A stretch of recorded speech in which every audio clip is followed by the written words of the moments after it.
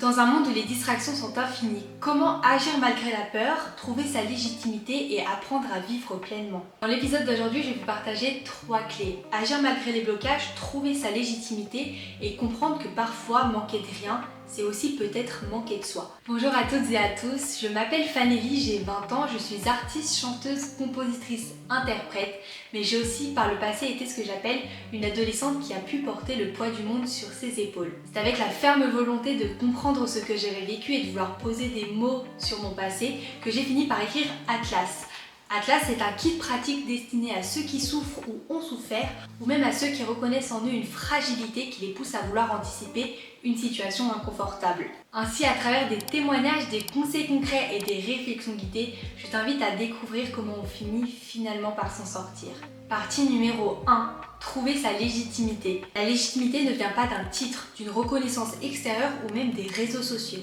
Elle vient d'une démarche qui est intérieure. Trouver un sens, c'est véritablement ce qui m'a posé problème dans le cadre de la compréhension de mon état.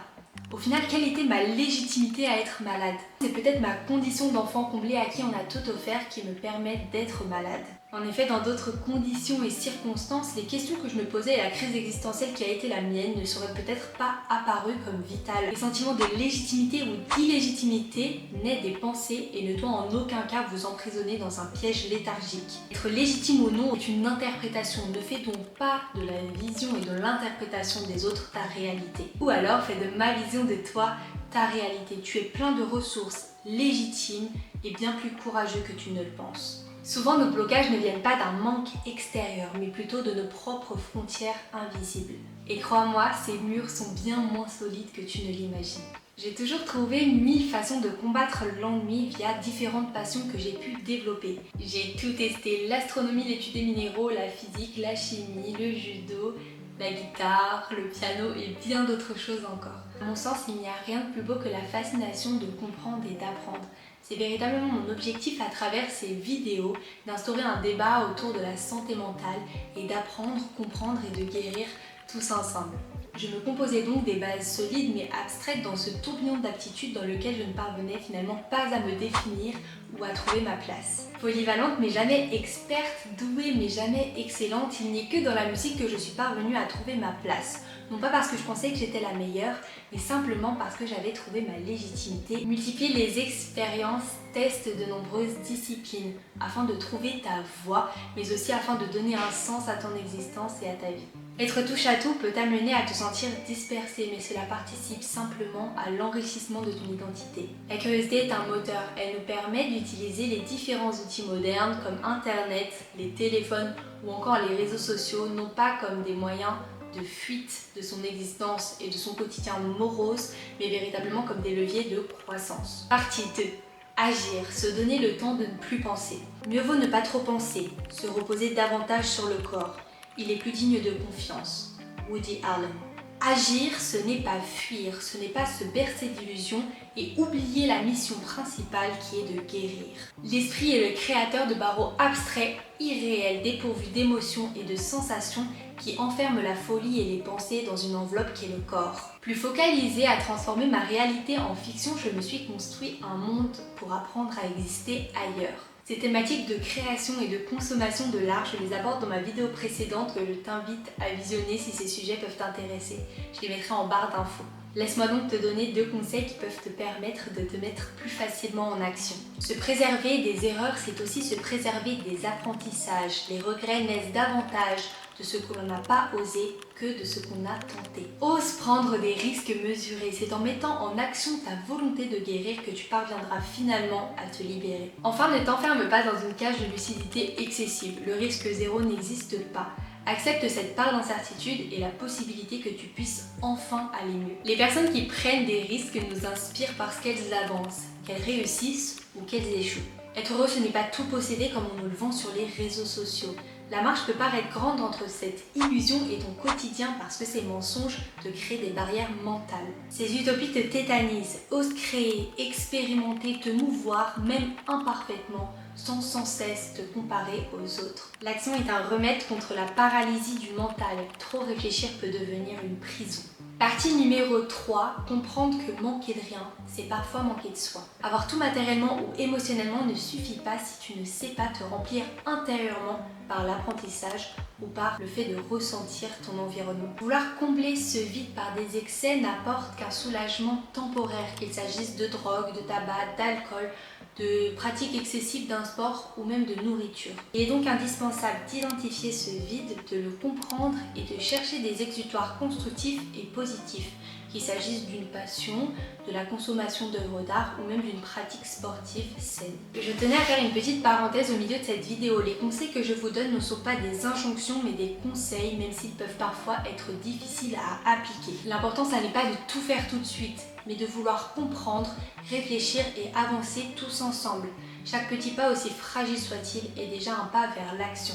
Par ailleurs, les conseils et réflexions que je vous soumets sont issus de mon vécu et de ma propre expérience personnelle. Il est tout à fait possible que ces conseils ne marchent pas ou ne soient pas adaptés à votre situation personnelle. C'est pourquoi je vous invite évidemment à vous tourner vers des professionnels qui sauront vous aiguiller bien mieux que je ne le fais. Ce n'est pas en fuyant un vide qu'on le comble, mais en lui donnant un sens. Laissez-moi donc vous partager 3 conseils qui vous permettront sans doute d'aller mieux. Tu as le droit de ne pas aller bien, mais tu as également le devoir de te saisir de ta douleur. Personne ne comprendra jamais l'entièreté de ton ressenti. Souvent, lorsque l'on va mal, on ressent une douleur incommensurable que l'on ne saurait définir. Il arrive souvent que l'on puisse dire des phrases du style « tu ne comprendras jamais »,« tu n'as jamais vécu ça » à nos parents par exemple. Cette haine que tu retournes envers le monde entier est une haine intérieure. Et non, ça n'est pas de leur faute. La haine contre ce monde est une arme de combat. Et non, tu n'es pas énervé contre ton papa ou ta maman qui ne te comprend pas, ou même envers ton psychologue.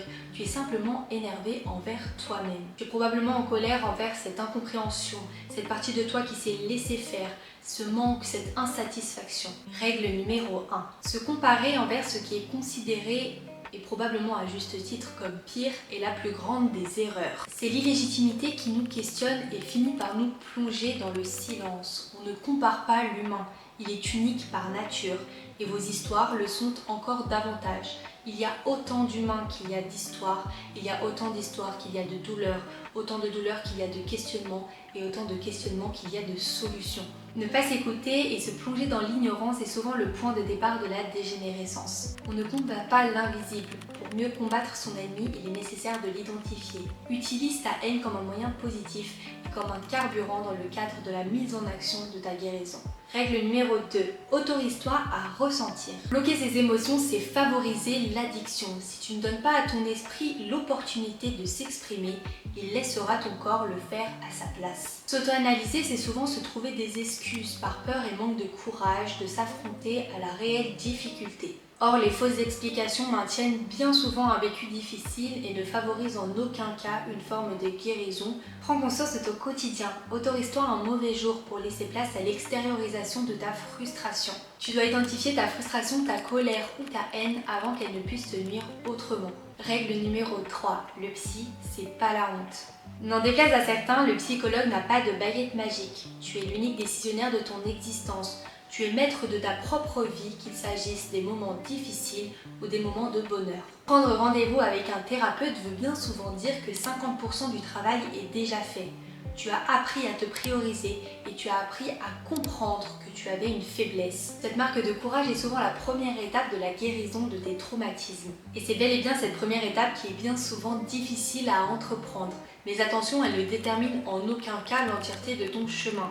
Si un psychologue, un thérapeute ou un professionnel ne te convient pas, tu ne lui dois rien. Il est totalement possible que tu éprouves de la sympathie à l'égard de ton thérapeute, mais n'oublie jamais que votre relation reste lucrative. J'allais souvent chez les psychologues histoire de leur faire plaisir, pour leur montrer que je savais avancer car j'avais honte de ne pas aller mieux. En pensant les décevoir, j'ai fait de cette démarche positive une corvée, mais il est toujours temps de changer. Si tu n'implémentes pas des actions dans ton quotidien qui sont en adéquation avec ta volonté de comprendre et d'apprendre sur ton état, tes séances de psy sont nulles. Avoir un parcours de vie lisse n'est pas possible.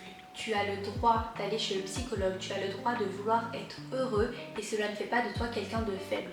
Mais n'oublie jamais que ton thérapeute ne fera jamais ton travail à ta place et qu'il est indispensable que ton projet de guérir soit véritablement le tien. Et je finirai la vidéo d'aujourd'hui en vous disant que la vie n'est pas une quête de perfection, mais une recherche permanente de mouvement et de sens. N'attendez pas que vos pensées vous libèrent, c'est l'action qui finira par vous ouvrir la voie.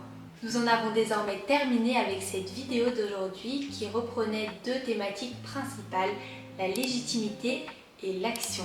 J'espère que cette vidéo vous aura plu. Si tel est le cas, je vous invite à vous abonner, à commenter la vidéo avec une thématique que vous souhaiteriez que je développe et à la liker. Quant à moi, je vous retrouve très vite pour une prochaine thématique. Merci beaucoup.